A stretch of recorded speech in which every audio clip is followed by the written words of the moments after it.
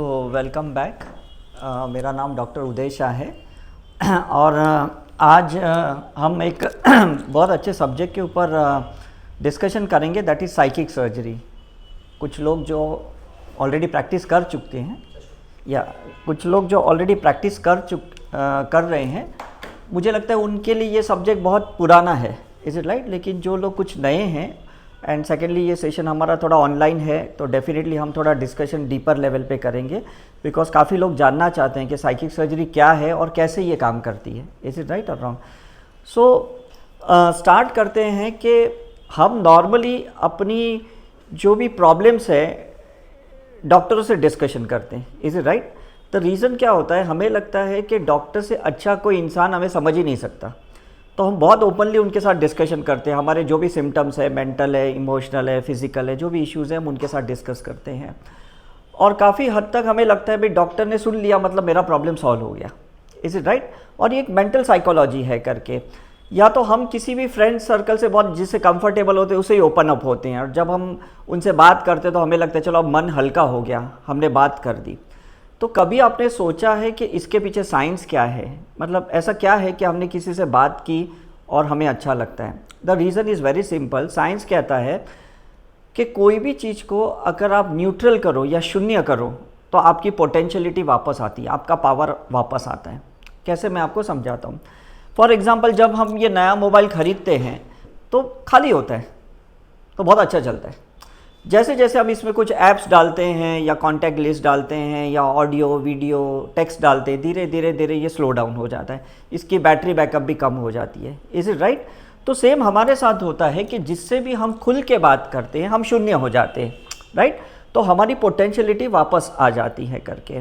लेकिन हर बार तो ऐसे नहीं कर सकते, बिकॉज आज की इस दुनिया में ना किसी के पास टाइम नहीं किसी को सुनने का, वेरी ऑनेस्टली स्पीकिंग। मतलब 1-2 मिनट के लिए भी डॉक्टर सुनेंगे, उसके बाद वो दूसरे पेशेंट को बुलाते। जब हम फिजिशियन के पास जाते, consultant doctor maximum half an hour या 15 मिनट आपको टॉलरेट करेंगे। आप हॉस्पिटल में भी एडमिट हैं तो ज़्यादा से ज़्यादा 10 मिनट तक आपको अटेंड करेंगे, बाकी के 24 आवर्स तो ऐसे ही बैठना है बेड के ऊपर, इज़ इट राइट। तो सिंपल तरीका जो हमें रिसर्च करके समझ में आया कि psychic surgery is the best process, कि जहाँ पे हम अपना ही मन को हल्का कर सकते हैं, अपने आप को ही शून्य कर सकते हैं, इज़ इट राइट। और वो आज प्रोसेस को हम थोड़ा डिटेल में डिस्कशन करेंगे। अब एक कॉन्सेप्ट जो साइकोलॉजिस्ट डॉक्टर ने समझा है कि कोई भी थॉट अगर बार बार आता है तो वो इमोशंस में कन्वर्ट होता है, और कोई भी इमोशन अगर बार बार हमें अफेक्ट करता है तो हम उसके लिए एक्शन लेते हैं।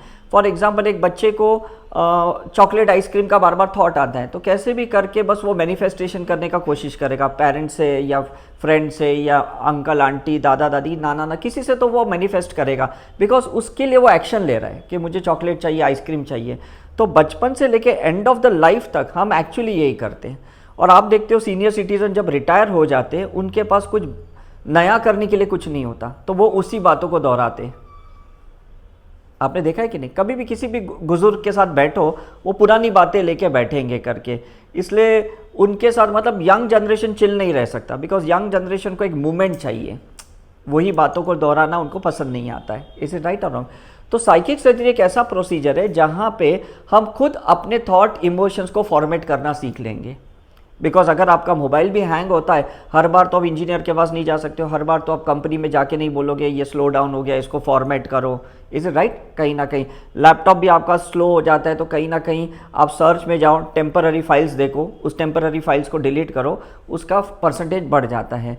कंप्यूटर में और एक सिस्टम होता है जहाँ पे फाइल स्कैटर्ड होते हैं, उसको आप एक ही जगह पे कर सकते हैं और उसके बाद उसकी एफिशिएंसी बढ़ जाती है।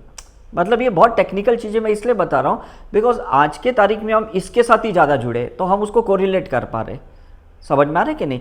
अब जो भी रिलीजन होते हैं ना, रिलीजन में जो कल्चर्स होते हैं एक्चुअली उनका प्रोसेस भी सेम ही होता है, सिर्फ टेक्निकल नाम नहीं दिया गया है। फॉर एग्जाम्पल, अगर कोई आदमी वैष्णो देवी जाता है, तिरुपति जाता है या हज पे जाता है या कहीं पे भी जाता है, वो धीरे धीरे अपने माइंड को शून्य करते हुए जाता है। जब तक वो वहाँ पहुँचता है, चाहे वो मक्का मदीना है या वो पिक ऑफ द तिरुपति है या वैष्णो देवी, तब तक तो उसका दिमाग ही खाली हो जाता है, बिकॉज सोचते सोचते सोचते वो एकदम थक जाता है। और जब आदमी शून्य में जाता है, थक जाता है ना, तब कॉस्मिक एनर्जी अंदर एंटर करती है। इसलिए आपने देखा कि मस्जिद के ऊपर भी ना बहुत सारे मतलब ऐसे नोकीले पॉइंटेड रहते हैं, इसे राइट। चर्च में भी आपने देखा होगा, देखा है कि नहीं, मंदिरों में भी आपने देखा होगा, पहाड़ों पे भी देखा होगा कि इतना ऊपर क्यों, क्योंकि टॉवर वहाँ पे कैच अच्छा करता है, नेटवर्क अच्छा कैच करता है, इसे राइट। वहाँ पे आपको बहुत जल्दी कॉस्मिक एनर्जी मिलती है। जैसे लोग ऊपर केदारनाथ जाते हैं तो कहते हैं कि भाई बहुत अच्छा लग रहा है, मानसरोवर जाते हैं या जहाँ पे भी ऐसे कैलाश जाते हैं, बिकॉज वहाँ पे ईथर एलिमेंट ज़्यादा है, और ईथर एलिमेंट जहाँ ज़्यादा होगा ना वहाँ पे शून्य होना बहुत ईजी है। Don't you think this is a science? Very simple है। अभी हम परसों ऋषिकेश से आए, 10 दिन हम लोग वहाँ पे थे, तो हमें ऐसे लग रहा था कि we are near to God and goddesses. और जैसे जैसे हम फ्लाइट से आए, बॉम्बे लैंड किए, हमें लगा रहे वापस पॉल्यूशन में आ गए, वापस भीड़ में आ गए, वापस कंजेशन में आ गए, वापस वही मटेरियल मैनिफेस्टेशन के थॉट्स आने लगे। So this is the difference है। लेकिन हर बार तो हम ऐसे जगह पे नहीं रह सकते ना, बिकॉज हमें है ना ह्यूमन बर्थ मिला है कुछ एक्सपीरियंस लेने का ऑफ मटेरियल मैनिफेस्टेशन। अदरवाइज तो हम प्लांट्स या एनिमल ही अच्छे थे, हम मनुष्य अवतार लेते ही क्यों? सिंपल लॉजिक है कि नहीं? Is it right? अब हम साइंस की बात करते हैं। साइंस में ये बताया गया कि हमारे जो ब्रेन होता है वो 2 पार्ट्स में डिवाइडेड है, राइट ब्रेन, लेफ्ट ब्रेन। शायद आपने स्कूल में ये सीखा होगा करके। Is it right? Right brain emotional है, लेफ्ट ब्रेन लॉजिकल है, ये भी हमें पता है। Is it right? अब emotions brain belongs to this subconscious mind, जहाँ पे टोटली इमोशंस है, right brain. Is it right? और लेफ्ट ब्रेन है, ये लॉजिकल माइंड है, जहाँ पे हमारे कॉन्शियस थॉट चलते हैं, एनालिटिकल थॉट चलते हैं, जिसमें हम बोलते हैं मैथमेटिक्स चलता है, साइंस चलता है, ये आर्ट्स लिटरेचर का है, क्रिएटिविटी है। Is it right? Right brain में। Is it right? और यहाँ पे क्या है लेफ्ट ब्रेन में? मैथ्स एंड साइंस है। तो पहले तो हमारे एजुकेशन में तो ये 3 ही कैटेगरी थी ना। 10th के बाद मैं यहाँ पे वोकेशनल गाइडेंस ब्यूरो में आया था 10th के बाद, और यहाँ पे जो मैंने बुक्स ओपन की तो पता चला मैथ्स है, मतलब इंजीनियरिंग है, मेडिकल है, मतलब आर्ट्स है, यही है, कॉमर्स है, 3 ही कैटेगरी थी। अब बहुत सारी चीज़ें आ गई। अब जब हम अपने बच्चों के देखते हैं तो एजुकेशन को इंटीग्रेट किया गया। जैसे अब कैम्ब्रिज बोर्ड में जाओगे, आईजी बोर्ड में जाओगे, है ना, तो इंटीग्रेट, यहाँ का साइंस का एक सब्जेक्ट है, कॉमर्स का एक सब्जेक्ट है, आर्ट्स का एक सब्जेक्ट है, ऐसे करके आजकल बच्चे पढ़ते हैं, है ना। Are you aware about this education, latest education? तो कहीं ना कहीं हमें समझ में आ गया कि हमको वेस्टर्न एजुकेशन को मोनोटोनसली फॉलो नहीं करना है, हमें उसको हेट्रोजीनियस बनाना है, हमें उसको इंटीग्रेशनली बच्चों को एजुकेशन देना है, मतलब बच्चे मोनोटोनस ना हो जाएं।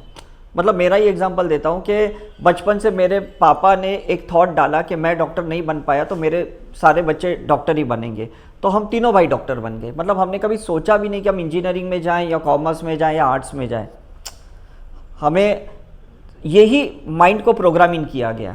Is it right?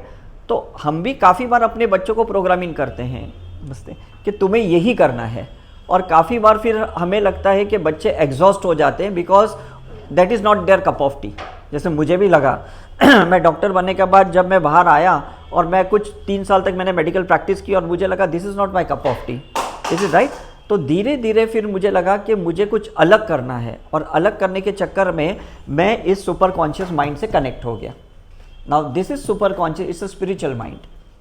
Is it right?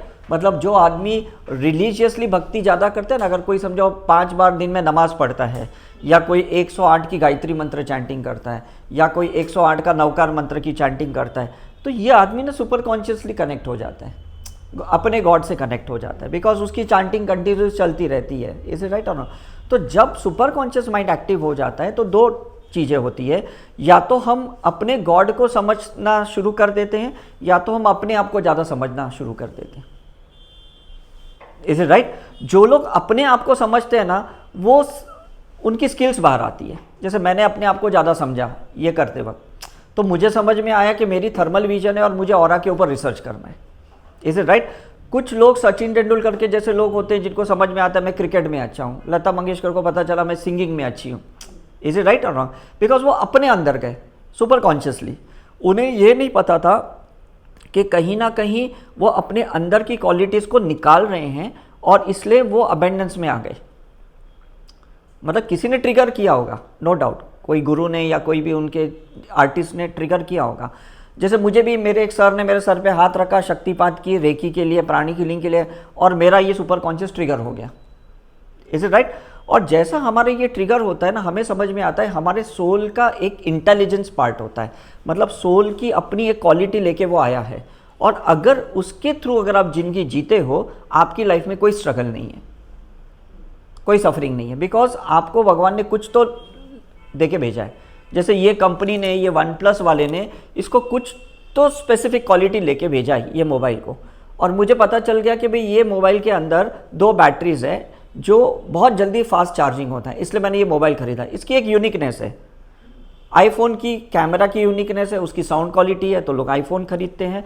तो हमारे अंदर यूनिकनेस क्या है, इसको निकालने के लिए हमें साइकिक सर्जरी करके इसको फॉर्मेट करना पड़ेगा, सबकॉन्शियस को, जिसके अंदर बहुत सारा डेटाबेस है, अनवांटेड डेटाबेस है, जिसके वजह से हम यहाँ कन्फ्यूजन में है काफ़ी बार। राइट ब्रेन लेफ्ट ब्रेन का कन्फ्यूजन है, 2 इमोशंस का कन्फ्यूजन है, 2 थॉट्स के कन्फ्यूजन है, 2 प्रोफेशन के कन्फ्यूजन है, 2 एजुकेशन के कन्फ्यूजन है, कहाँ से पैसे कमाना, मतलब किसको मानना, कौन से गॉड को वर्शिप करना, कभी कभी ये भी कन्फ्यूजन है, कौन से गुरु को वर्शिप करना ये भी कन्फ्यूजन है, कौन से स्पिरिचुअल पाथ को फॉलो करना ये भी कन्फ्यूजन है। इज इट राइट और रॉन्ग? अभी मैं ओला को बुक करता हूँ, थोड़ा ज़्यादा टाइम लगता है, मुझे लगता है चलो उबर को कर लूँ। देखो ये छोटे छोटे कन्फ्यूजन भी है हमारे। Is it right? आप ट्रेन से जाऊँ, टैक्सी से जाऊँ, कैब से जाऊँ, किससे जाऊँ, इससे कितना पैसा होगा, वो भी कन्फ्यूजन है। Is it right? लेकिन मैंने देखा है जो लोग रेगुलर साइकिक सर्जरी करते हैं उनको कन्फ्यूजन नहीं होता, दे आर स्ट्रेट फॉरवर्ड। मतलब पिछले, अगर मैं अपनी लाइफ सोचूं तो पिछले 18-20 साल से मेरे लाइफ में कोई कन्फ्यूजन नाम का वर्ड ही नहीं है। मतलब लोग मुझे पूछते हैं सर मई में कहाँ इवेंट करना है, मैं तुरंत कहता हूँ मई में यहाँ इवेंट करना है, जून में यहाँ करना है, जुलाई में यूएस जाना है, उधर कैलिफोर्निया जाना है, उधर ये सब्जेक्ट रखने हैं, उधर ये टॉपिक रखने हैं, 2 डेज़ का रिट्रीट रखना है, 5 डेज़ का। मतलब बहुत क्लियरली मेरा विजन चलता है, बिकॉज मैं कंटिन्यूसली इसी से चलता हूँ। मैं कोई यहाँ लॉजिक नहीं लगाता हूँ, कोई मेरा इमोशंस नहीं लगाता हूँ, डायरेक्ट मैं डिवाइन प्लान के साथ चलता हूँ। अब मैं आपको डिफरेंस समझाऊँ, human planning and divine planning में बहुत फ़र्क है। ह्यूमन प्लानिंग कन्फ्यूजनल प्लानिंग में रहता है, वो हमेशा प्रॉफिट एंड लॉस की सोचता है। Is right? आप शेयर मार्केट में भी जाओ, पूरा टाइम सोचते किस पे पैसे लगाऊं, किस पे पैसे लगाऊं, या हॉर्स रेस जो चल रही है उस पर भी लोग सोचते हैं मैं आज किस घोड़े पे पैसे लगाऊं, जो गैम्बलिंग भी करते हैं। Is right? मैच फिक्सिंग वाले भी सोचते हैं आज किस पे लगाऊं, कौन आज आउट होएगा, कौन 6 मारेगा। Is it right? लेकिन जो लोग इससे चलते हैं ना उनको कोई कन्फ्यूजन नहीं होता। तो हम पूरी साइकिक सर्जरी जो है ना, आज जो कॉन्सेप्ट समझेंगे दैट इज टू शून्य योर माइंड। शिवा इज शून्य, मतलब कोई भी गॉड का अगर अल्टीमेट डेस्टिनी है, चाहे महावीर है, बुद्धा है, जीसस है, मोहम्मद है, ये लोग एक ही बात बोलेंगे, अपने माइंड को शून्य करो और गॉड के माइंड से चलो, डिवाइन प्लान से चलो, बिकॉज उन्होंने ही आपको भेजा है। Is it right? तो उनके ही प्लान से चलेंगे तो बेटर है ना, हम अपना दिमाग क्यों लगाए। इज इट क्लियर और नॉट? राइट? तो ये होता है कि जब हम गॉड के प्लान से चलते हैं ना, हर चीज़ ना प्लेसमेंट की गई है, मतलब कहाँ खाना खाना है, कहाँ रहना है, किसको मिलना है, किसके साथ पार्टनरशिप करनी है, किसके साथ बिजनेस करना है, किसके साथ प्रोफेशनल रिलेशन, एजुकेशन, हर चीज़ पूरी डिवाइन प्लान में है। समझ में आ रहा है कि नहीं? जैसे अगर कोई आप एक बिल्डिंग देखते हो, एक बन रही है, कंस्ट्रक्शन चल रहा है, आप बोलोगे मेरे को ये 3 BHK फ्लैट चाहिए, और उसका अगर आप नक्शा देखोगे सब कुछ प्लान किया गया है।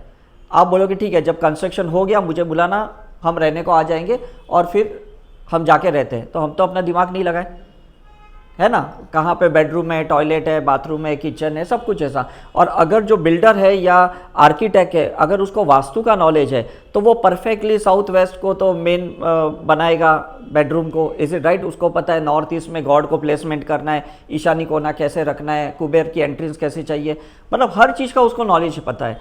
तो ऐसे फ्लैट अगर आप लोगे तो आपको नहीं लगता प्रोग्रेस फास्ट होगा? ये जितने भी जो मंदिर वगैरह ये जो बनाते हैं ना, ये लोग मैक्सिमम लोग तो वास्तु के प्लानिंग के हिसाब से ही बनाते हैं। एंड स्पेशली अगर आप साउथ के टेम्पल्स देखोगे ना, वो लोग पूरे प्लानिंग वास्तु के हिसाब से रहता है। Is it right? उन्हें पता है भी किस तरह से इंसान को एंटर होना चाहिए, उसका फेसिंग कहाँ चाहिए, गॉड का फेसिंग कहाँ से चाहिए। ये सब कॉस्मिक एनर्जी का खेल है और कुछ भी नहीं है। इज इट राइट और रॉन्ग? सो ये जो तो ये जो प्लानिंग होती है जो सुपर कॉन्शियस माइंड की, वो हम भी कर सकते हैं। उसके लिए ज़रूरी नहीं कि हमारा बहुत डीप वर्शिपिंग चाहिए या कोई बहुत बड़ा मतलब हम रिलीजियस पर्सन चाहिए। It's not that.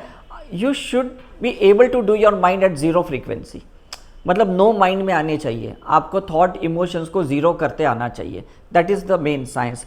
अगर आप इस ब्रेन की सिस्टम को देखो कि जहाँ पे ये 18% है जो एजुकेशन चलता है, 80% है जो आपका सबकॉन्शियस माइंड चलता है।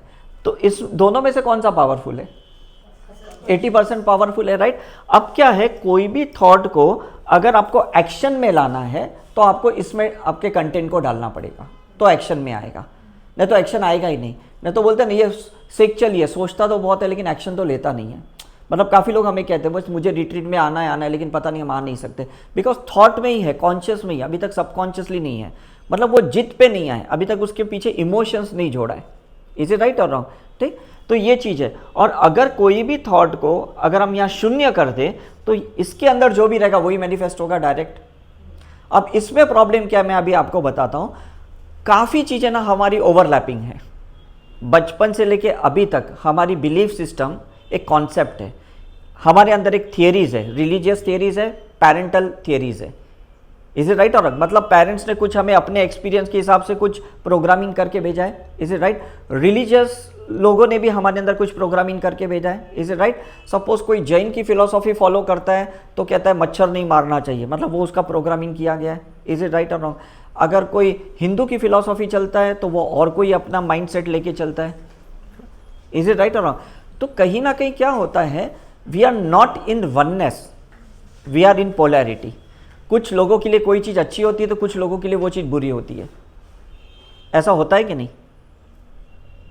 Means this is duality, this is polarity, और लाइफ इज ड्यूअलिटी और पोलैरिटी के बीच में ही हमारी सैंडविच बन के रह चुकी है।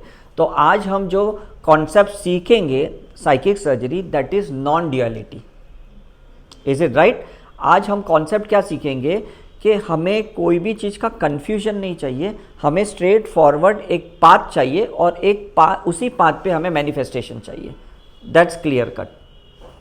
Is it right? और जो लोग स्पेशली बॉम्बे में रहते हैं ना, काफ़ी हद तक उन लोगों के माइंड कॉन्सेप्ट क्लियर रहता है जो काफ़ी साल से बॉम्बे में रहते हैं। जो लोग बाहर गांव से आते हैं ना, बहुत इमोशनल रहते हैं, तो वो लोग यहाँ की टाइम, स्पेस, मनी मैनेजमेंट नहीं सीख पाते, इसलिए वो लोग ये शहर छोड़ के भाग जाते। समझ में आ रहा है कि नहीं? बिकॉज यहाँ पे कौन रह सकता है जिसके अंदर बहुत स्किल्स है, या जो टाइम मैनेजमेंट जानता है, या जिसको मनी मैनेजमेंट जानता है, या कोई स्पेस मैनेजमेंट जानता है। Is it right? गांव के लोगों के अंदर तो ये 80% है, इमोशन से भरे पड़े, कोई आएगा तो 1 घंटा भी उसको अटेंड करेंगे, बॉम्बे के लोग 5 मिनट भी अटेंड नहीं करेंगे। इज इट राइट और रॉन्ग? तो कहने का मतलब क्या है कि हमारे अंदर जो मल्टीपल थियरीज है ना, मतलब हमारे गांव के कल्चर की थियरीज है, रिलीजन की थियरी है, पेरेंट्स की थियरी है, हमारे बचपन के भी बहुत सारे ट्रॉमास है, एक्सपीरियंसेस है, गुड एंड बैड एक्सपीरियंसेस है, वो कहीं ना हमारे प्रेजेंट को ना इंटरफियर करते हैं। आपको नहीं लगता है? मतलब सपोज अगर आज मैं इनको पहली बार मिलता हूँ और ये मेरे साथ बहुत पॉजिटिवली बात करते हैं, तो मुझे कुछ ऐसा याद आएगा, यार पहले भी किसी ने मेरे से बहुत अच्छे बात किया, फिर उसने मुझे डिच किया, तो मैं इसके साथ फ्रेंडशिप करूँ कि नहीं? मेरे पहले के एक्सपीरियंस इनके साथ ना ज़्यादा चिल होने नहीं देंगे, बिकॉज वो चीज़ें डोमिनेटिंग है। तो आपके पुराने जो ट्रॉमास है ना, जो आपके सबकॉन्शियस में सेडिमेंटेड है ना, वो कहीं ना कहीं इंटरफियर कर रहे हैं। Is it right? पानी जो पुराना होता है ना, तो नीचे मिट्टी नहीं जमती है, और उस पानी को हिलाओगे तो क्या होगा? ऊपर आएगा कि नहीं? तो कोई आदमी जब आपको मिलता है ना, तो पानी जैसा हिलता है ना, मिट्टी ऊपर आती है, तो पुराने एक्सपीरियंस भी ऊपर आते, पुराने ट्रॉमास भी सरफेस पे आते, और उस टाइम पे कन्फ्यूजन रहता है कि इसके साथ मैं रिलेशनशिप रखूँ कि नहीं रखूँ, इसके साथ मैं बिजनेस करूँ या ना करूँ, इसके साथ मैं आगे जाऊँ या नहीं जाऊँ, बिकॉज पुराने कुछ ट्रॉमास सेडिमेंटेड हैं। तो साइकिक सर्जरी से हम क्या करते हैं, उस पुराने ट्रॉमास को निकालते हैं, पुराने इमोशंस को निकालते, पुराने एक्सपीरियंसेस को निकालते, पुरानी बिलीफ सिस्टम को निकालते, पुराने कॉन्सेप्ट थियरीज को हम निकालते। जब तक वो नहीं होगा ना, आप आगे नहीं बढ़ पाओगे। इट्स वेरी क्लियर, सिंपल है। जब मैं मेडिकल फील्ड की प्रैक्टिस से स्पिरिचुअल फील्ड में आया, और जब भी मुझे पेशेंट को कोई एडवाइस देनी पड़ती थी, मेरा बहुत कन्फ्यूजन रहता था, बिकॉज मैं एज अ डॉक्टर कहता था दवाई खानी पड़ेगी, सर्जरी तो करानी पड़ेगी। और मुझे मेरे सर ने, हीलिंग वाले ने सिखाया, तुम्हें दवाई की ज़रूरत नहीं, तुम्हें सर्जरी की ज़रूरत नहीं, तुम साइकिक सही से ठीक कर सकते हो, तुम हीलिंग से ठीक कर सकते हो। तो ये दो ड्यूअलिटी ना मेरे माइंड में बहुत 2 साल तक बहुत परेशान किया मुझे, 2 साल तक। बिकॉज क्या है, अंदर कौन सी बिलीफ थी, करनी है सर्जरी, मेडिसिन तो खानी पड़ेगी, ब्लड प्रेशर के लिए, अस्थमा के लिए, आर्थराइटिस के लिए, क्रॉनिक कोई भी डिजीज़ के लिए। और मेरे स्पिरिचुअल गुरु ने कहा कि कैंसर जैसी बीमारी भी ना ठीक हो सकती है विदाउट मेडिसिन, विदाउट सर्जरी। तो आपको नहीं लगता ऐसी 2 थियरीज आपके माइंड में भी बहुत सारी है? है कि नहीं? आपके माइंड में भी बहुत सारी है। उस थियरी को जीरो करने के लिए ना पहले आपको साइकिक सर्जरी करके फॉर्मेट करना पड़ेगा। जैसे अगर मैंने ये मोबाइल आपको सेल किया तो उसके पहले मैं फॉर्मेट करके आपको दूंगा।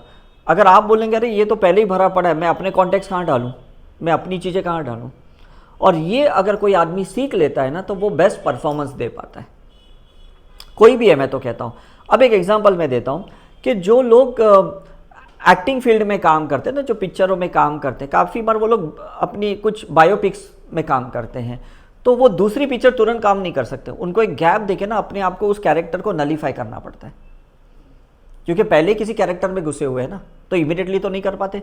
तो आपने देखा होगा पुराने जो ब्लैक एंड वाइट मूवीज़ थी, मतलब मधुबाला, ये माला सिन्हा, उस टाइम से लेके आप देखते हो मैक्सिमम लोग ना एडिक्शन से मरे हुए, स्मोकिंग, अल्कोहल, इससे मरे। क्यों?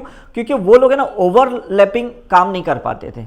उनको एक कैरेक्टर को जीरो करने के लिए ना मेडिटेशन नहीं आता था, उनको साइकिक सर्जरी नहीं आती थी। वो ट्रैंक्विलाइजर लेते थे, नींद की दवाई लेते थे, अल्कोहल लेते थे, स्मोकिंग करते थे, टोबैको, ड्रग्स लेते थे। Is it right? बिकॉज एक कैरेक्टर से दूसरे कैरेक्टर में शिफ्ट नहीं हो सकते थे। अब ये तो आर्टिस्ट की बात मैं कह रहा हूँ, ये चीज़ें हमारे ऊपर भी अप्लाई होती है। कैसे? मैं आपको कहता हूँ, आपके घर में अगर 4 लोग हैं, आप सबके साथ सेम तरीके से बिहेव नहीं करते हो। पेरेंट्स के साथ अलग, पार्टनर के साथ अलग, बच्चों के साथ अलग, फ्रेंड्स के साथ अलग, प्रोफेशनली आप अलग करते हो। तो आप सोचो आपका भी माइंड ओवरलैपिंग है कि नहीं? मतलब शिफ्ट होना आपको आता ही नहीं है। एक टाइम पे अगर 2 लोग खड़े रहेंगे, आपको ये लगता है कि मैं किसके साथ कैसे बात करूं। एक छोटा बच्चा होता है 3 साल का, उसके साथ अगर मुझे बात करना है और कहीं एक प्रोफेशनल आदमी मेरे साथ खड़ा है और मैं बच्चे के साथ बात कर रहा हूं, तो मेरा कहीं ना कहीं प्रोफेशनल एस्पेक्ट गिर जाता है। वो सामने वाला सोचेगा ये कैसे बात कर रहे हैं। और अगर मैं प्रोफेशनली बात करता हूं तो बच्चे को लगेगा मुझे निग्लेक्ट किया जा रहा है। इज इट राइट और रॉन्ग? तो ऐसे में क्या होता है कि अगर आप जीरो फ्रीक्वेंसी में हो, अगर आप नो माइंड स्टेट में हो जहाँ पे कोई चीज़ नहीं, आप एक टाइम पे 2 लोगों को अटेंड कर सकते हो। और मैं स्पेशली इसलिए मैं बोल पा रहा हूँ बिकॉज जब भी मैं आज तक मैंने 15,000 से ज़्यादा सेमिनार्स दिए हैं, मैं बहुत अपनी साइकिक सर्जरी करता हूँ। जैसे अभी मैं बाबुलनाथ टेम्पल गया था, 1 घंटे तक मैंने अपने ये लेज़र साइकिक सर्जरी से 21 टाइम्स अपनी साइकिक सर्जरी की, बिकॉज मुझे पुरानी थियरी से ज़ीरो पे आना था। बिकॉज अभी 10 दिन से मैं ऋषिकेश में पास्ट लाइफ रिग्रेशन वहाँ सिखा रहा था, तो डेफिनेटली मेरा माइंड तो उसी में चलेगा, वही थियरी चलेगी कि पीछे जन्म में कैसे ले जाना, कौन से लाइफ को कैसे टैकल करना, कितने टाइप के रिग्रेशन होते हैं, कितने टाइप की थेरेपीज होती है ये। और आपको जब मुझे मिलना है तो वो थियरी को मुझे शून्य करना पड़ता है, otherwise I would have spoken only about the past life regression therapy. Is it right? And professionally मैं आज ऑरा साइंटिस्ट हूँ, तो मेरा अंदर तो वो ऑरा का कॉन्सेप्ट ज़्यादा डिटेल में है। इज इट राइट और रॉन्ग? तो सेमिनार देना मेरे लिए बहुत चैलेंजिंग क्यों है कि जब भी मैं सेमिनार देता हूं मुझे अपने माइंड को पूरा जीरो करना पड़ता है। Then I can read your mind. मैं आपके क्वेश्चंस को रीड कर पाता हूं कि आप अभी कौन से क्वेश्चंस यहां लेके आए हो और मुझे वही कॉन्सेप्ट आपको सिखाना है। Is it right? तो काफ़ी लोग कहते हैं मुझे कि सर आपके टॉक में ही हमें आंसर मिल जाते हैं, हम बहुत सारे क्वेश्चंस लेके आए लेकिन आंसर मिल जाते हैं और आपको तो हमें पूछने की भी ज़रूरत नहीं पड़ती। The reason is I am able to read your mind because I am at zero frequency. Is it right? कल मैंने बेटी का बर्थडे सेलिब्रेट किया पूरा दिन, अगर वो थॉट लेके चलूंगा तो it would have been more emotional aspect for me, है कि नहीं? 10 दिन ऋषिकेश लेके आया तो उसके मेरे दिमाग का कॉन्सेप्ट एक अलग था, पास्ट लाइफ रिग्रेशन का। At every moment you should be able to shift your mind. वो तब कर पाओगे जब आप हीलिंग करोगे, मेडिटेशन करोगे या साइकिक सर्जरी करोगे। Is it right? मेडिटेशन करना मतलब आप अल्फा में आ जाओगे, साइकिक सर्जरी करना मतलब आप थीटा लेवल पे आ जाओगे, समझ में कि नहीं? और डीप लेवल की हीलिंग करना मतलब डेल्टा लेवल पे आ जाओगे। मतलब ये 3 थियरी अगर आप समझते हो, फ्रीक्वेंसी को चेंज करना, तो definitely you will B best in your life. Otherwise ये ओवरलैपिंग थॉट्स, इमोशंस है ना, हर बार आपको तकलीफ देंगे। काफ़ी बार एक लड़का शादी करके जब अपनी वाइफ को घर पे लेके आता है, उसके लिए बहुत डिफिकल्ट होता है बिकॉज 25 साल तक वो पेरेंट्स के साथ रह चुका है, वाइफ भी उसकी 25 साल तक अपने पेरेंट्स के साथ रह चुकी है। अब उनके ओवरलैपिंग जो अपने इमोशनल पैटर्न्स होते हैं वो कहीं ना कहीं ओवरलैप नहीं हो जाते घर पे आने के बाद। Is it right? वाइफ को इनसिक्योरिटी लगती है कि ये अपने लड़का पेरेंट्स को ज़्यादा इंपॉर्टेंस दे रहा है। Is it right? Same time husband को लगता है कि मेरी जो वाइफ है वो अपने मैटरनल पेरेंट्स के साथ ज़्यादा कनेक्टेड है, मायके से ज़्यादा कनेक्टेड है, अभी तक वो ससुराल में नहीं दे पा रही है। तो काफ़ी बार रिलेशनशिप इसी के वजह से भी बिगड़ते हैं। मैक्सिमम जो डिवोर्सेस केसेस हैं वो इसी के वजह से बिगड़ते हैं। इवन रिलेशनशिप में भी देखो, अगर किसी का फर्स्ट लव होगा और वो ब्रेकअप हुआ और सेकेंड लव में आता है या मैरिज करता है और फर्स्ट लव के इमोशनल थॉट्स पॉपअप होते हैं, तो काफ़ी बार उस वजह से भी नहीं वो रह पाएगा। Is it right? काफ़ी बार बच्चे भी है ना, पेरेंट्स को देखते हैं कि मुझे ये चीज़ नहीं दे रहे, लेकिन मेरे फ्रेंड्स के पेरेंट्स तो उसको कितना कुछ दे रहे हैं। तो बच्चे में भी कभी कभी ऐसा लगता है कि मेरे पेरेंट्स मेरे साथ इनजस्टिस कर रहे हैं। सो देखो, ये सारी चीज़ें सिर्फ प्रोफेशन की बात नहीं कर रहा हूँ मैं, रिलेशनशिप में भी इश्यू होते हैं।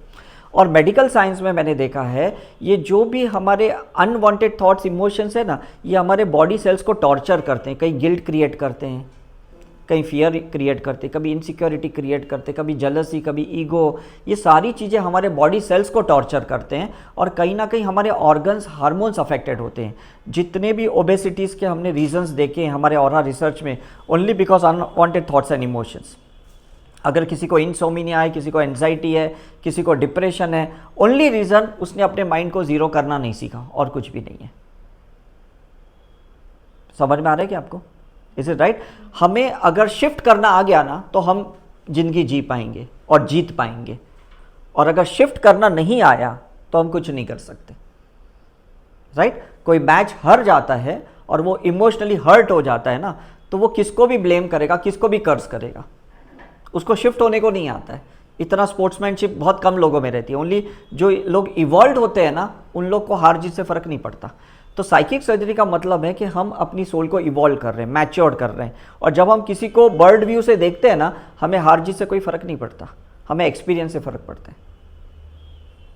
Is it difference? मतलब जो आदमी कंटिन्यूसली इवॉल्व होता है, अपने सोल की लेवल को ऊपर लेके जाता है ना, उसके अंदर इतनी मैच्योरिटी आ जाती है, उसे कोई फर्क नहीं पड़ता है। मैंने रजनीकांत को देखा है कि इतने मल्टीनेशनल मूवीज़ में काम करते हुए, और उनको मावतर बाबा जी केव्स में ऐसे बैठते हुए देखा। जब मेरे साथ फ्लाइट में थे कुछ महीने पहले, तो इतने सिंपल कपड़े में, और सब लोग उनके साथ सेल्फी फ़ोटो खिंचा रहे थे, तो उन्होंने किसी को मना नहीं किया फ्लाइट में। मतलब इतने डाउन टू अर्थ। तो और जब उनकी पिक्चर नहीं चलती है, आपको पता नहीं होगा, वो सबको रिफंड करते, because he want to do his mind zero. ये उन्होंने मावतर बाबा जी से सीखा है कि मन को शून्य करना, then you will be able to work in other movie, फिर और सक्सेस आपके पास आएगा। Is it right? So this is very important. तो आज हम क्या करेंगे, जो ड्यूअलिटी होती है, दो माइंड होता है, उसको हम नॉन ड्यूअलिटी में कैसे ले आएंगे, ये आज हम सीख लेंगे करके। बिकॉज जब तक आप नॉन ड्यूअलिटी नहीं आते ना, तब तक आपके लाइफ के इशू चलने वाले। फाइट बाहर नहीं है, फाइट अंदर के दो माइंड की है, दो अंदर के ब्रेन की है। Is it right? ये आप क्लियर यहाँ पे देख सकते हो कि ये इसी की फाइट है। And we blame someone outside कि तूने मेरी लाइफ मैस कर दी, तेरे वजह से मेरी लाइफ ख़राब हुई, तेरे वजह से ऐसा हुआ, तेरे वजह से ऐसा हुआ। एक्चुअली ऐसा कुछ नहीं है। हमने किसको इंपॉर्टेंस दिया है, उसको मैनिफेस्ट किया है, उसको अट्रैक्ट किया है। समझ में कि नहीं? कर्मा की थ्योरी भी यही कहती है, सिंपल सा कॉन्सेप्ट है। मतलब जब अर्जुन को भी बोला गया कि भाई लड़ना है, तो उन्होंने कहा मैं क्यों लड़ूं, मेरे ही फैमिली मेंबर है। तो जब सुपर कॉन्शियसली उनको एक पावर दिया गया through Krishna, then he accepted to fight because ultimately you have to take the experience। उसमें कोई अच्छा बुरा कुछ नहीं होता है। पूरे युद्ध के बाद उनको 12 ज्योतिर्लिंग पे लेके गए, जस्ट उसके माइंड को शून्य करने के लिए, फॉरगिवनेस करने के लिए। अदरवाइज वो गिल्ट लेके जाते तो कैसा चलता? समझ में आ रहा है कि नहीं? मतलब आप सोचो कि कृष्ण ने कितना ऑपोजिट वर्क करवाया, युद्ध भी करवाया और उसके बाद फॉरगिवनेस भी करवाया। Is it right? मरवाया भी, फॉरगिवनेस भी करवाया। इज इट राइट और रॉन्ग? तो हमें भी कैसा है, ये जो दो माइंड है, इस दो माइंड को हमको हैंडल करने के लिए आना चाहिए। एक फेमिनाइन माइंड है, एक मस्कुलाइन माइंड है, एक यिन है, एक यांग है, एक सूर्य नाड़ी है, एक चंद्र नाड़ी है, एक सोडियम है, एक पोटेशियम है, जो हमारे मेडिकल साइंस में मैं कह रहा हूँ। Is it clear? तो जब हम मेडिकल साइंस में रिपोर्ट्स भी देखते हैं कि इसका सोडियम बढ़ गया, हमें पता चलता है कि इसका माइंड डिसओरिएंटेड है। तो काफ़ी बार हम इलेक्ट्रोलाइट बैलेंस करते हैं उसको, है ना। जैसे आपने देखा कभी वॉमिटिंग, लूज मोशन हो गया, तो आपके बॉडी में इलेक्ट्रोलाइट कम हो जाता है कि नहीं, तो डिसओरिएंटेशन हो जाता है कि नहीं। तो इसको सोडियम पोटेशियम चाहिए, इसको यिन यांग चाहिए, इसको दो माइंड को बैलेंसिंग चाहिए। अब क्यों बैलेंसिंग चाहिए? नॉन ड्यूअलिटी के लिए, ठीक है कि नहीं। जब दो माइंड बैलेंस रहते हैं ना, तो कॉन्शियसनेस बढ़ती है, सुषमना नाड़ी बढ़ती है, जहाँ पे हम डिवाइन माइंड से कनेक्ट हो सकते हैं, गॉड गॉडेस हायर सेल्फ से कनेक्ट हो सकते हैं। लेकिन अगर आप सोचो अपने माइंड के साथ ही कनेक्ट हो, you will not be able to get connected to any God goddesses any master. तो फिर आपको डिवाइन प्लान कैसे पता चलेंगे? पॉसिबल ही नहीं है। मुझे ऋषिकेश के रिट्रीट को अच्छा करना था तो मैं 4 दिन चला गया बनारस, वहाँ पे मैं काशी विश्वनाथ रहा, मेरे माइंड को शून्य किया, तब जाके मैं ऋषिकेश में 10 डेज़ अच्छा इवेंट कर पाया। वहाँ से आने के पहले मैं 1-2 जगह पे गया, नीलकंठ मंदिर गया, पार्वती मंदिर गया, वहाँ पे मैंने माइंड को शून्य किया, फिर मैं बॉम्बे आया। Is it right? मतलब कहीं ना कहीं before and after, if you can make your mind zero, you will give the best performance. Don't you think? आप लॉजिक यूज़ करो। पुरानी कोई भी चीज़ को अगर आपने वापस सोचा तो आप लूप साइकिल में आ गए, आपकी एक पैटर्न बन जाएगी। तो हम बोलेंगे देखो वापस ये गुस्सा कर रहे हैं जैसे पहले कर रहा था, कल भी डर रहे थे कॉकरोच से, छिपकली से, आज भी डर रहे हो। मतलब एक लूप साइकिल है कि नहीं? कल भी झगड़े कर रहे थे, आज भी झगड़े कर रहे हैं, कल भी शक कर रहे थे, डाउट कर रहे थे, आज भी शक कर रहे हो। तो ये लूप साइकिल है कि नहीं? मतलब नया क्या है? और जब तक कुछ नया नहीं रहेगा, your life is waste, your time is waste and everything is waste. Is it clear? तो ये जो चीज़ें हैं आज हम यहाँ पे सीखेंगे कि हमारे इस 3 लेवल को कैसे कैच किया जाता है। नॉर्मली आपके जितने भी मेंटल इश्यूज है ना, सारे बीटा फ्रीक्वेंसी में होते हैं, जो फास्ट चलते हैं, गुस्सा आता है, डर लगता है, सब बीटा फ्रीक्वेंसी में। आप जब रिलैक्स्ड होते हो, मेडिटेशन करते हो, तो अल्फा में जाते हो, और अल्फा में आपके ऑर्गन सिस्टम्स, हार्मोन्स अच्छे से काम करते हैं। आपकी एक सेल्यूलर एक्टिविटी, आपके डीएनए बेस्ट काम करता है जब आप अल्फा लेवल पे हो। थीटा लेवल पे साइकिक सर्जरी होती है, जहाँ पे टेम्पररी रीप्रोग्रामिंग सिस्टम किया जाता है, या तो फॉर्मेट करना या तो रीप्रोग्रामिंग करना, 2 ही चीज़ें हैं थीटा में। थीटा में 3 मिनट से ज़्यादा कभी नहीं रहना चाहिए। सदगुरु अभी महाशिवरात्रि में 24 आवर्स तक वो थीटा में रहे, उनको ब्रेन हेमरेज हो गया, उनका सर्जरी हो गया। Is it right? जब मैं उनकी लाइव टेलीकास्ट देख रहा था, तभी मैं किसी से बात कर रहा था कि ये कंटिन्यूसली थीटा में इनको कुछ प्रॉब्लम होगा। और उसके बाद जब हम ऋषिकेश गए तो बाद में हमें पता भी चला कि उनकी दिल्ली में सर्जरी चल रही है। See you cannot be much time in theta frequency. अभी बाबुलनाथ टेम्पल गया तो एक आदमी थे, बहुत सारे मालाएं पहने थे, कंटिन्यूस बड़बड़ कर रहे थे और चिल्ला रहे थे।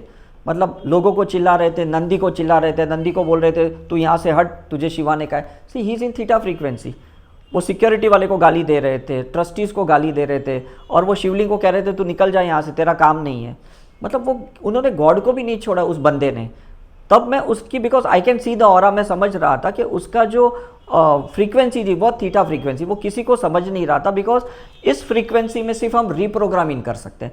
आपको भी पता है जब आपके इसमें सॉफ्टवेयर इंस्टॉल होता है ना, या री इंस्टॉल होता है, आप कुछ काम नहीं कर सकते, आपको पॉज देना ही पड़ता है।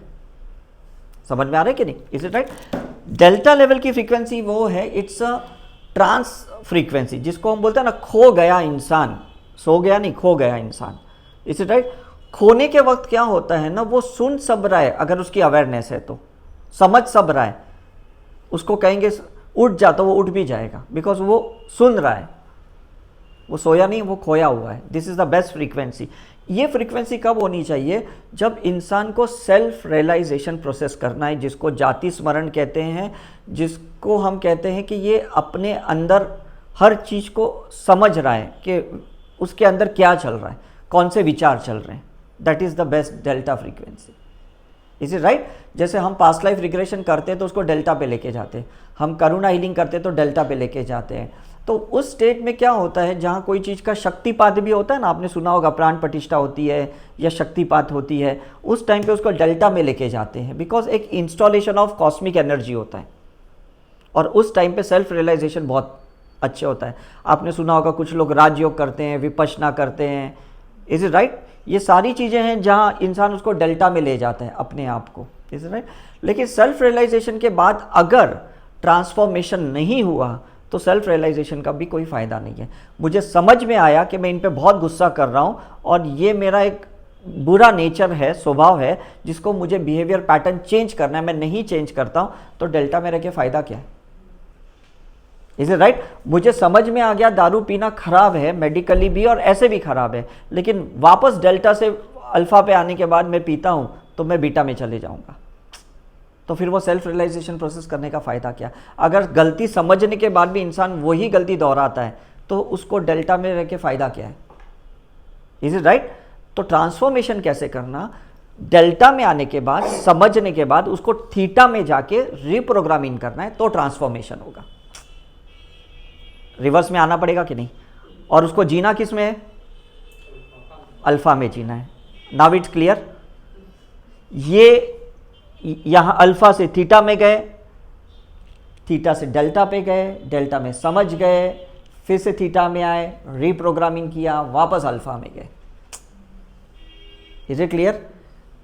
मतलब ये साइंस बहुत कम लोग जानते हैं, बिकॉज जिसने भी अगर साइकोलॉजी पढ़ा है वो सिर्फ माइंड को पढ़ा है, जिसने भी मेडिकल साइंस को पढ़ा है उसने सिर्फ ब्रेन को पढ़ा है, जिसने भी रिलीजन पढ़ा है उसने सिर्फ कॉन्सेप्ट को पढ़ा है, गॉड के कॉन्सेप्ट को पढ़ा है। लेकिन जिसने भी इंटीग्रेशन किया है उसको समझ में आएगा कि एक्चुअली हमें कौन से फ्रीक्वेंसी में रहना चाहिए। Is it true? जो लोग डेल्टा में ज़्यादा रहते हैं ना, वो वैराग्य हो जाते हैं, वो ब्रह्मचार्य हो जाते हैं, वो संसार को छोड़ देते हैं, फिर वो सोसाइटी के काम के नहीं होते। समझ में कि नहीं? थीटा में क्या होता है? साइको हो जाता है, हर टाइम उसकी वही चलते रहती है। जैसे स्ट्रेस में होता है ना आदमी, जैसे आधे कॉर्पोरेट में लोग हैं ना, थीटा में डालते हैं उसको कि इतना आपको मार्केटिंग करना है, इतना आपको क्लाइंट लाना है, इतना पैसे कमाना है, उसको थीटा में लेके जाते लोग, और फिर क्रैक हो जाता है वो बंदा, उसमें उसको ब्रेन हैमरेज होता है, नर्वस ब्रेकडाउन हो जाता है, बिकॉज थीटा में रहता है, पूरा टाइम उसका वही चलता है। He need some relaxation to come in alpha. समझ में आ रहा है आपको? कोई आदमी अगर आपको डोमिनेट कर रहा है तो वो आपको थीटा पे लेके जा रहा है। कोई आदमी आपके ऊपर प्रेशर डाल रहा है, मतलब आपको थीटा पे लेके जा रहा है, वो खुद की प्रोग्रामिंग से आपके माइंड को प्रोग्रामिंग करना चाहता है। जैसे टेररिस्ट को कैसे प्रोग्रामिंग करते हैं, is it right? Western education कैसे बच्चों को डोमिनेट करता है कि भाई ये poem baa baa black sheep, little, ये सब पढ़ते हैं, उसको पता ही नहीं चलता वो क्यों पढ़ रहा है, उसको डायरेक्ट सबकॉन्शियस में डाला जाता है, उसका प्रोग्रामिंग किया जाता है, समझता कुछ भी नहीं है उसको। समझ में कि नहीं? तो हमारा भी कैसा है ना, काफ़ी चीज़ें जो हमने साइकिक सर्जरी से नहीं निकाली है वो हमारे सबकॉन्शियस में जाके ठुस जाती है, सेडिमेंट हो जाती है, सॉलिड स्ट्रक्चर क्रिएट होता है, और हम बोलते नहीं ये ऐसा ही है। You don't believe in others' theory. You will believe in only in your theory. Don't you think it's dangerous? आपको नहीं लगता डेंजर? बिकॉज आप अपनी थियोरी को कंसोलिडेट कर दिया आपने, आप कहते ये ऐसा ही है। समझ में आ रहा है कि नहीं?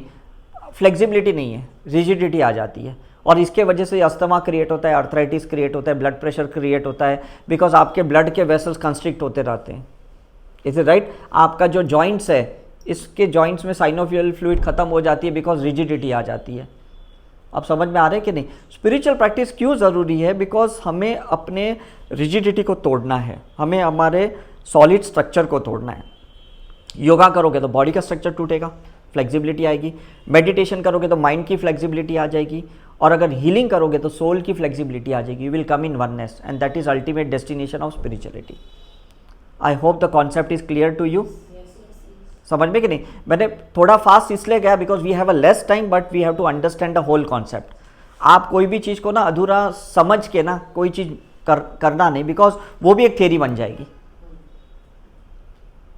समझ में कि नहीं? मैं किसी भी गुरु के पास जाऊंगा ना तो मैं उसके कॉन्सेप्ट से चलना शुरू कर दूंगा, मैं किसी भी रिलीजन को फॉलो करूंगा तो उसी के कॉन्सेप्ट से चलूंगा, वो वननेस का कॉन्सेप्ट नहीं रहेगा। वननेस का कॉन्सेप्ट का मतलब you accept everything, you adjust everything, that's a oneness concept, that's a non duality concept, जहाँ पे कोई आपकी थियरी अटकी नहीं पड़ी है। आप सोचो कि जो हो रहा है इसके पीछे कुछ डिवाइन प्लान है। इज इट और रॉन्ग? राइट? तो आज हम यही सीखेंगे कि psychic surgery, because you need some practical procedure, सिर्फ थियरी समझ के नहीं चलने वाला है। उसके लिए एक थियरी तो क्या है, माइंड को लॉजिकल सेटिस्फैक्शन देता है, एक ट्रांसफॉर्मेशन नहीं देता है। आपको शिफ्ट ऑफ फ्रीक्वेंसी करने को नहीं आएगा, है ना? जितने भी पिक्चर बनते हैं वो थियरी समझा देते हैं, चाहे पीके मूवी है, ओ माय गॉड मूवी है, थियरी समझा देते हैं कि शिवलिंग पे दूध नहीं डालना है, लोगों को दूध पिलाना है, थियरी समझाता है। प्रैक्टिकली आज भी लोग डाल रहे हैं। समझ में आ रहा है कि नहीं? मंदिर में या मस्जिद में कहीं पैसे नहीं डालना है, किसी गरीब को खिलाना है, ये प्रैक्टिकल होना चाहिए। Is it right? तो इसके लिए हमें ना कुछ तो स्पिरिचुअल क्या कहते हैं, थेरेपी सीखनी पड़ेगी, जिससे हम पुरानी चीज़ को फॉर्मेट कर पाएँ।